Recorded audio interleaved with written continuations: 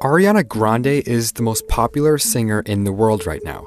She breaks streaming records every time she drops a song, and her Instagram is at almost 150 million followers, the third biggest on the entire platform. She's famous on a level that can only be occupied by one person at a time. Today I'm going to look at Ariana's musical background, her big break as a TV star, and a list of surprisingly tragic events that have been following her since her rise to superstar. Ariana Grande was born in Florida in 1993. Her mother is a businesswoman and her father is a graphic designer. She's been on a path towards fame since she was very young. Ariana started performing and singing when she was in elementary school, and her first big public performance was at just 8 years old when she sang the Star-Spangled Banner for a Florida Panthers game. She also went to private school and acted in various plays with the Fort Lauderdale Children's Theater.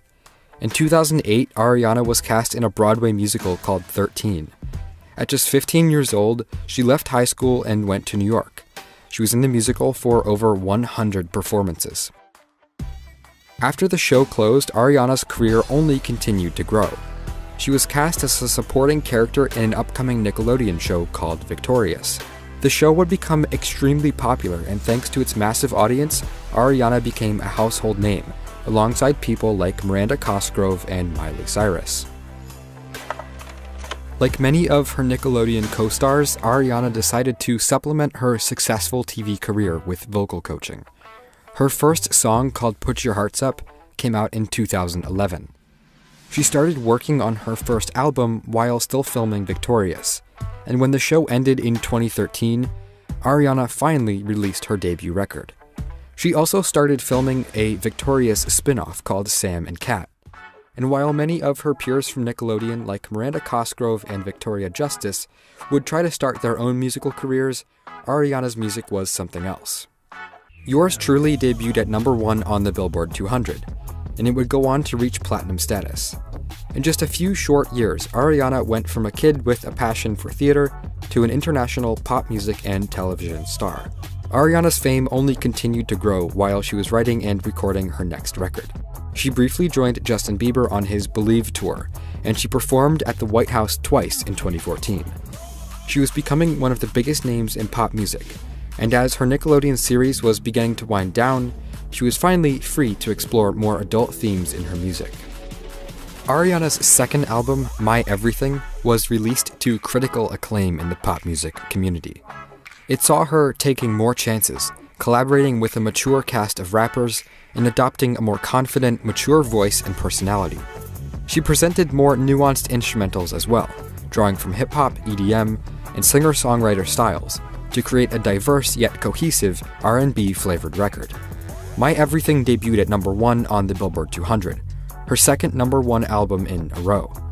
She got features from Iggy Azalea, Childish Gambino, The Weeknd, Zedd, Big Sean, and others. Ariana's second album was her first significant departure from her roots as a teen starlet trained in the realm of theater. Ariana's third album presented yet another transformation in her image as an artist. She changed up her look, abandoning her standard cat ears for a more suggestive pair of latex bunny ears. The album explores rock and hip-hop styles, while also paying homage to house music and reggae pop. Ariana was maturing into her voice. Having always been an incredibly talented vocalist, she was finally developing the presence to fully take advantage of it. Features on Dangerous Woman include Nicki Minaj, Lil Wayne, Future, and Macy Gray. The album was noticeably more confident than anything she had made before, and while it failed to reach #1 on the Billboard 200, because Drake released Views in the same week, it sold just as well as anything she had put out previously, going platinum in the US with ease. Dangerous Woman was nominated for a Grammy, and it was supported by a worldwide tour that was intended to last for 7 months. On May 22, 2017, after Ariana's concert in Manchester, United Kingdom, an Islamic terrorist detonated a homemade bomb as people were leaving the venue. He killed 23 people and injured 140. Almost half of the people killed were under the age of 20. Out of 140 hospitalizations, 80 were children. Following the bombing, Ariana was able to raise millions of dollars with a number of musicians thanks to a benefit concert in Manchester. Despite the trauma Ariana suffered from the bombing, she made the decision to continue her tour. Her photographer later talked about how she didn't want to live in fear or give in to terrorism, and so she felt that the tour must go on. He called her brave and talked about how another artist might not have done the same in the face of danger. The tour was completed in September 2017. It earned over $71 million and sold almost 1 million tickets. Ariana had been working on her fourth album, Sweetener, for a while preceding the Dangerous Woman tour, but the events of the bombing in Manchester gave her a desire to start over on the record. Pharrell Williams produced most of the album and gave it a much more trap-inspired feel than Ariana's previous work. But Sweetener's release was huge. Ariana had just ended her 2-year relationship to Mac Miller due to his substance abuse problems, and she had started another relationship just days later with SNL comedian Pete Davidson. Her relationship with Pete Davidson was heavily publicized, and when they got engaged after just a month of dating, the pop music community went crazy. What looked to everyone else like a rebound relationship just kept getting more and more serious, as they got matching tattoos, and Ariana even teased that there would be a song called Pete Davidson on her new album. Everything seemed to be going great, but because of Ariana's breakup with Mac Miller, because of the stress and trauma of the Manchester bombing, a lot of people expected her relationship with Pete to fall apart unceremoniously. Their relationship continued to look more like a manic rebound rather than sudden true love. And when Sweetener dropped, it sold 250,000 units in its first week. The album had the biggest first streaming week for any female artist ever, with over 125 million streams. Ariana's ex, Mac Miller, was found dead of a drug overdose just 3 weeks after the release of Sweetener. Within a few weeks, she and Pete Davidson confirmed that they were breaking up and calling off their wedding plans. They covered their tattoos and awkwardly moved on.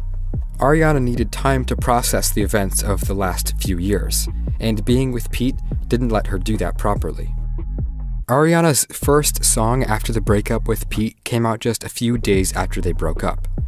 The song, called Thank You Next, had the biggest first 24 hours of all time for a music video on YouTube. Thank You Next debuted at number 1 on the Billboard Hot 100. It currently sits at almost 500 million plays on Spotify, and it's only been out for 2 months. The song dives into Ariana's love life, discussing her exes and the lessons she learned from them individually. Her next song, 7 Rings, would debut at number 1 again. It's a self-assured, heavily trap-inspired friendship anthem praising wealth and shopping. Ariana's next album will be out on February 8th. It's going to be called Thank You Next, and so far it seems to be going in a much different direction than Sweetener, which only came out 6 months ago. Ariana presented a fairly benevolent, optimistic, and caring attitude on Sweetener. But the 3 songs we've heard so far from Thank You Next have shown a huge change in Ariana's demeanor. The new songs showcase a side of the pop star that has clearly been through a lot in the last couple of years. She needs to take care of her own needs before she can worry about anyone else. And so far, she seems to be doing a great job. Ariana has proved herself to be a resilient young woman, but at this point, it's time for her to take care of herself rather than withstand any more trouble. She tweeted on New Year's Day that she wouldn't be dating in 2019, a statement perfectly in line with the message of her smash single, Thank You Next. Ariana's road to recovery from the stressful events of the last few years will undoubtedly lead to better, more fully realized music in the future. Ariana Grande continues to exceed her expected lifespan as a celebrity. Where most of her peers from Nickelodeon released a few singles or an album and then fell into obscurity, she was able to turn her brief acting career into 2 number-1 albums, completely shedding her image as a teen actor, with her 3rd release, Dangerous Woman. Her 4th album, Sweetener, was empowered and kind. The darker, more jaded version of Ariana that we're about to hear will be interesting to say the least. Ariana's vocals are the absolute best in the industry, and she continues to experiment with her music while keeping it accessible for a mainstream audience.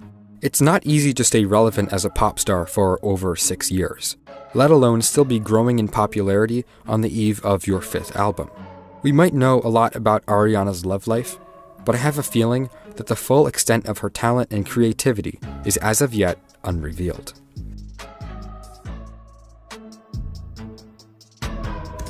Hey everyone, I just want to give a quick thank you to SyrebralVibes for making this video possible. If you want to see more like it, go to youtube.com/Volksgeist and subscribe. Thank you very much.